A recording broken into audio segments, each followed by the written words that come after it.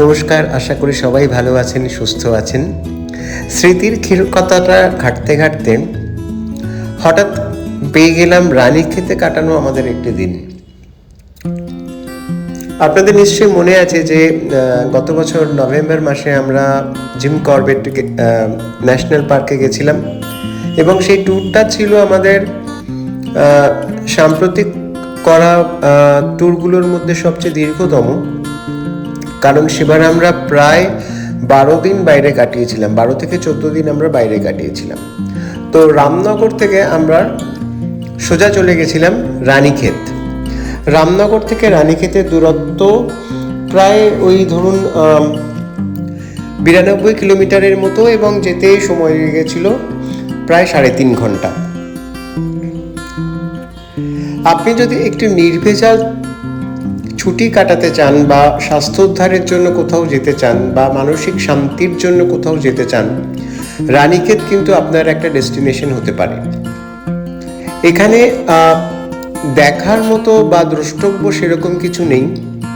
দু একটি মন্দির আছে, একটা মিউজিয়াম আছে, একটা সামরিক মিউজিয়াম আছে, এছাড়া সেরকম বিশেষ কিছু নেই। আর যেটা আছে সেটা হচ্ছে এখানকার অনাবিল প্রাকৃতিক সৌন্দর্য এবং সেনাবাহিনীর তত্ত্বাবধানে নিয়ন্ত্রিত একটা জনপদ, যেটা কুমায়ুন রেজিমেন্ট মেনটেন করে। আর একেবারে ছবির মতো মনে হয় যেন কোনো ছবির বইয়ের পাতা থেকে তুলে আনা হয়েছে। কিছু কিছু জায়গা থেকে তো আমার মনেই হচ্ছিল না যে আমি ভারতবর্ষে রয়েছি। আর এখানকার জীবনযাত্রা দেখেও আপনার মনে হবে না যে ভারতবর্ষে জনসংখ্যার চাপ এত বেশি বা এখানকার মানুষরা এত কর্মব্যস্ত।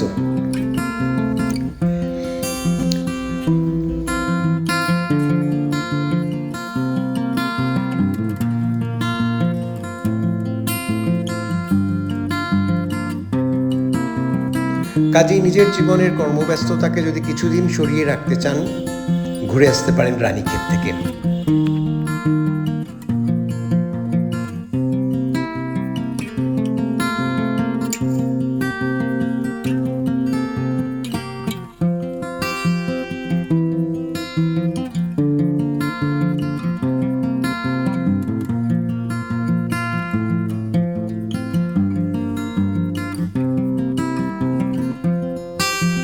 এই সরু আঁকাবাঁকা পাহাড়ি রাস্তা ধরে নিরুদ্দেশের পথে ঘুরে ফিরতে কিন্তু মন্দ লাগবে না।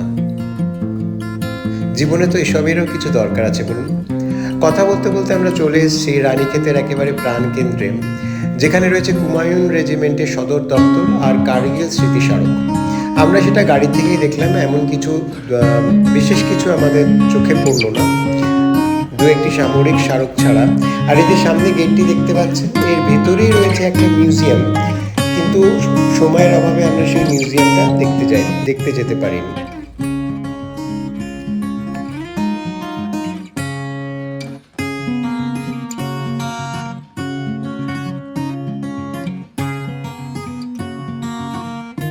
সময়ের অভাব বললাম একটাই কারণে, কারণ রানীক্ষেতে আমাদের থাকার কোনো ব্যবস্থা ছিল না বা আমাদের থাকার কোনো পরিকল্পনা ছিল না।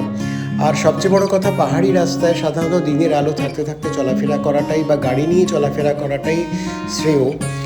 কারণ রাত্রিবেলা এক তো পথ ভুল হওয়ার একটা সম্ভাবনা থাকে, আর দ্বিতীয়ত যেহেতু আমরা শীতকাল বিশেষ করে নভেম্বর মাসে ট্যুর করছিলাম, আমরা লক্ষ্য করেছিলাম যে বিকেল 5টা বাজতে না বাজতেই চারিদিক কুয়াশায় ঢেকে যায়। সুতরাং আমরা চেয়েছিলাম যে দিনের আলো থাকতে থাকতে আমাদের যাত্রাপথটা শেষ করে ফেলার, অর্থাৎ সেদিনকে যাত্রাপথটা শেষ করে ফেলার।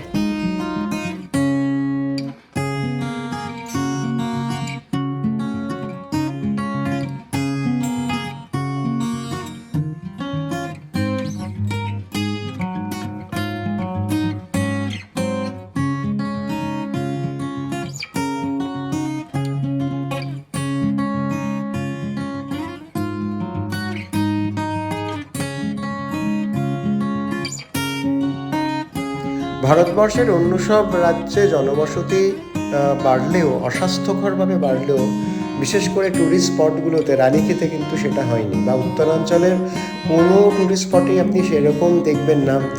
কিছু কিছু ট্যুরিস্ট স্পট ছাড়া বাকি ট্যুরিস্ট স্পটগুলো কিন্তু এখনও সেই আগের মতোই রয়ে গেছে।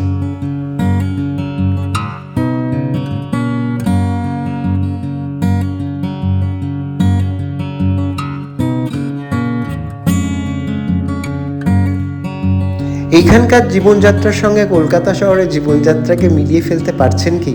কিছুতেই পারবেন না। গাড়ির আওয়াজ নেই, কোলাহল নেই, শহুরে জীবনে টেনশন নেই, রোজকার 10টা 5টা নেই, নিরুত্তাপ নিস্তব্ধ একটি জীবনযাত্রা। এটারও তো দরকার আছে বলুন। দেখতে দেখতে আমরা চলে এলাম মন কামেশ্বর মন্দিরে। আমরা এই মন্দিরটার কথা আগেও শুনেছিলাম। এটি কুমায়ুন রেজিমেন্টই মেনটেন করে এবং এটি তৈরি হয়েছিল 1978 সালে।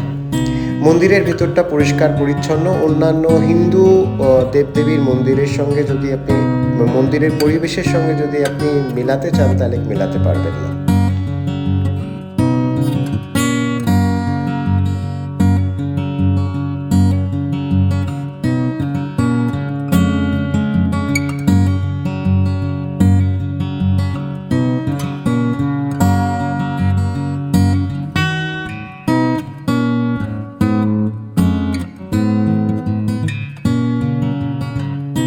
একদম সদর দরজা থেকে লাল কার্পেটে মোড়া রাস্তা, কারণ মেঝে এতই ঠান্ডা। আমরা যখন গেছিলাম তখন ওখানকার অ্যাভারেজ তাপমাত্রা ছিল 7 থেকে 8 ডিগ্রির মধ্যে। দিনের বেলা তো এই পাথরের মেঝেতে পা দেওয়া যাচ্ছিল না। আর চারপাশে কত মরশুমি ফুল ফুটে আছে দেখুন। আমরা মরশুমি বলি, কিন্তু এই ফুলগুলো হয়তো এখানে সারা বছরই ফোটে, শীতকাল ছাড়া। শীতকালে প্রচণ্ড ঠান্ডায় সমস্ত গাছপালা, যেগুলো এই সব শৌখিন গাছপালা আছে, সেগুলো নষ্ট হয়ে যায়। আবার তাপমাত্রা বাড়তে বাড়তে সেগুলো আবার বেড়ে ওঠে। মন্দিরের মধ্যে এখন তিন্নি আর তার মামিমা চলেছে একসঙ্গে।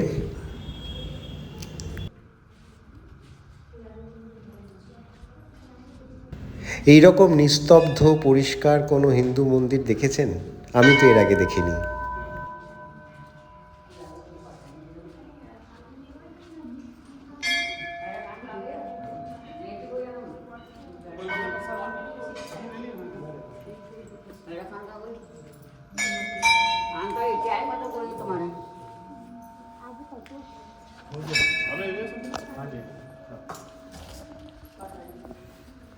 এই মন্দিরটার মধ্যে ভিডিও করা যায় না, আমি আগে জানতাম না।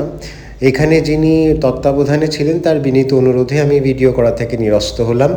এখানে ছিল মা কালী, গণেশ এবং রাধাকৃষ্ণের একটি মন্দির। পেছন দিকে একটি শিব মন্দির ছিল, যার ছবি আমি তুলতে পারিনি। মন্দির থেকে বেরিয়ে আমরা চললাম এখানকার বিখ্যাত গলফ কোর্সটি দেখার জন্য।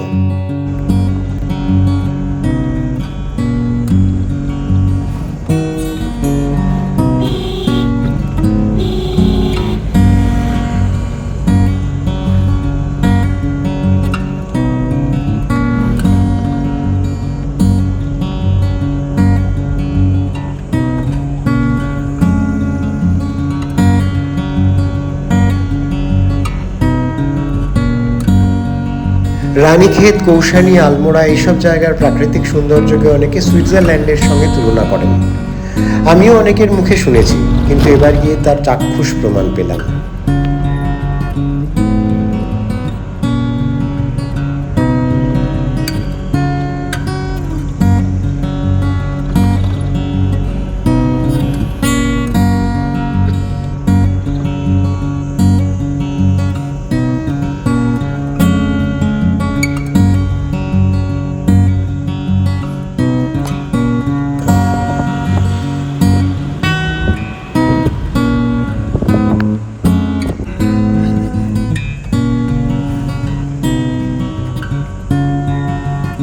কবি বলেছেন না যে আমার এই পথ চলাতেই আনন্দ।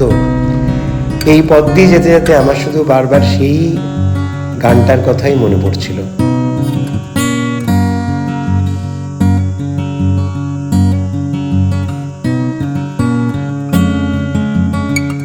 আমরা পৌঁছে গেছি গলফ কোর্সে। জায়গাটা কি পরিষ্কার পরিচ্ছন্ন, এটা না দেখলে বা ওখানে না গেলে আপনি বুঝতে পারবেন না। এখানে স্থানীয় কিছু কলেজের ছেলে মেয়েকে দেখলাম, তারা এসছে এই জায়গাটাতে ঘোরাফেরা করার জন্য। আর সামান্য কিছু পর্যটক ছিলেন আমাদের মতো, কিন্তু চারপাশে শুধুমাত্র গাড়ির আওয়াজ ছাড়া কিছুই কানে আসছিল না। আর ছিল এক টানা ঝিঝি পোকার শব্দ। দিনের বেলাতে জঙ্গল ছাড়া যে এরকম ঝিঝি পোকার শব্দ এত স্পষ্ট শুনতে পাওয়া যায়, আমার তো ধারণা ছিল না।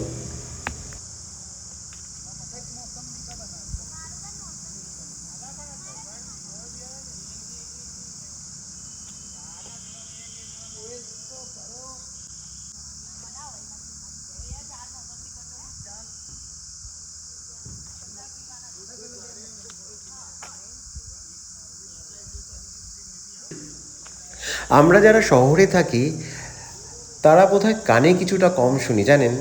না হলে এত জোরে জোরে কথা বলি কেন? একটা সুন্দর জায়গা, যেটা হয়তো ভবিষ্যতে আর কোনোদিনও যাবো বলে মনে হয় না, সেখানে গিয়েও চিৎকার চেঁচামেচি করে আমরা সেই জায়গাটা, নিস্তব্ধতাটা খান খান করে দিচ্ছিলাম। ভারতের ব্রিটিশ শাসনকালে 1920 সালে তৈরি হওয়া এই গলফ কোর্সটি রানীক্ষেতের অন্যতম একটা প্রধান আকর্ষণ। এটি একটি 9 হোল গলফ কোর্স। এখানে সাধারণত খেলার জন্য 150 টাকা, ন্যূনতম 150 টাকার একটা ফিজ আছে। আর সকাল 9টা থেকে বেলা 12টা পর্যন্ত এখানে গলফ খেলা যায়।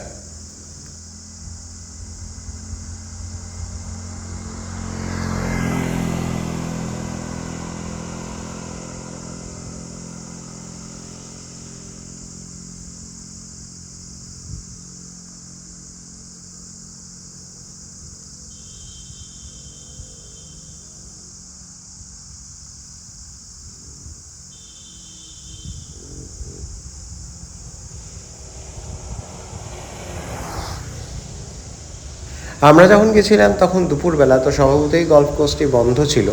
সেই জন্য আমরা ভেতরে ঢুকে কোথাও ঘোরাফেরা করতে পারিনি, বাইরে থেকে সৌন্দর্য উপভোগ করে আমরা চলে এসেছিলাম। কিন্তু শহরের মাঝখানে খোলামেলা এরকম একটা গলফ কোর্স আমি খুব কমই দেখেছি।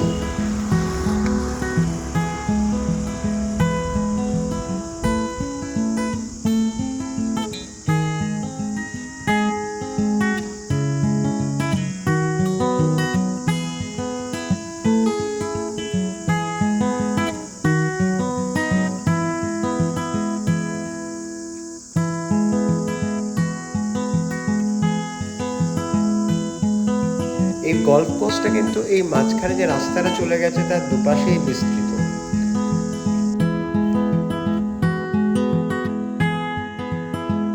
দেখে খানিক দূর এগিয়ে আমাদের মনে হলো যে দুপুরের খাওয়াটা সেরে ফেলা দরকার। সেই মতো আমরা একটা রেস্টুরেন্টের সামনে দাঁড়ালাম এবং দাঁড়িয়ে সামনে দেখলাম যে পাহাড়ের ওপর একটা ছোট্ট মন্দির। অনেকেই যাচ্ছিলেন, তো আমরাও তাদের সঙ্গে পায়ে পা মেলালাম। খুব একটা খারাপ লাগেনি, ভালোই লেগেছিল। এই ধরনের একটি নির্জন ছোট্ট একটা টিলার ওপর এই ধরনের একটি মন্দির দেখে মনে হয়েছিল যে ঈশ্বর উপাসনার পক্ষে এই জায়গাটিই যথার্থ।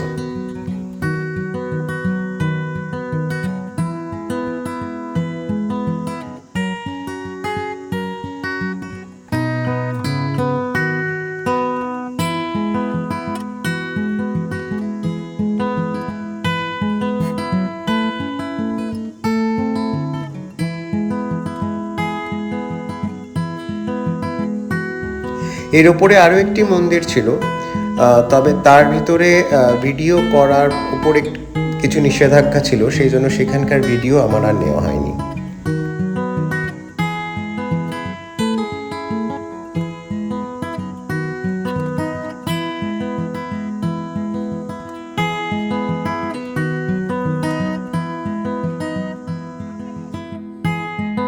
মন্দির দর্শন করে আমরা রেস্টুরেন্টে চলে এলাম।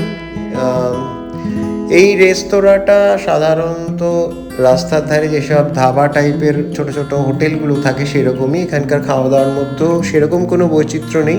লোকাল যা খাবার, যেমন ধরুন রুটি, তড়কা, আলু গোবি, ছোলে মটর, এইসবই পাওয়া যাচ্ছিল, কিন্তু স্বাদ ছিল অসাধারণ। আর সবচেয়ে আকর্ষণীয় ছিল এর উপরে একটা ছোট্ট ছাদ, যার ধারে খাবার জায়গাটা ছিল। সেই ছাদের উপর থেকে রানীক্ষেতের একটা অসাধারণ ভিউ পাওয়া যাচ্ছিল। চলুন দেখে গিয়ে।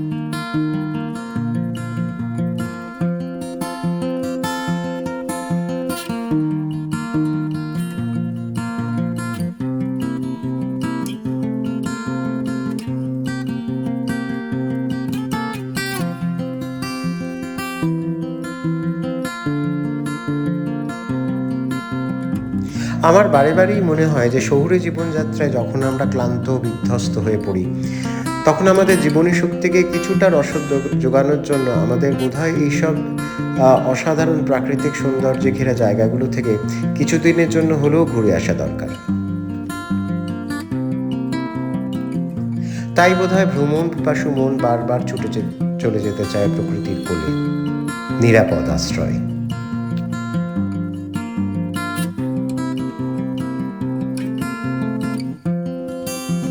রানীক্ষেতকে সেদিনের মতো বিদায় জানিয়ে আমরা চলছিলাম কৌশানীর উদ্দেশ্যে আমাদের পরবর্তী গন্তব্যে। আমাদের এই উপস্থাপনাটি আপনাদের কেমন লাগলো সেটা অবশ্যই জানাবেন, কমেন্টের অপেক্ষায় রইলাম। আর যদি আমাদের এই উপস্থাপনাটি আপনার ভালো লেগে থাকে তাহলে চ্যানেলটি সাবস্ক্রাইব করে পাশে থাকার জন্য একটা ছোট্ট আর্জি রইল। ভালো থাকবেন।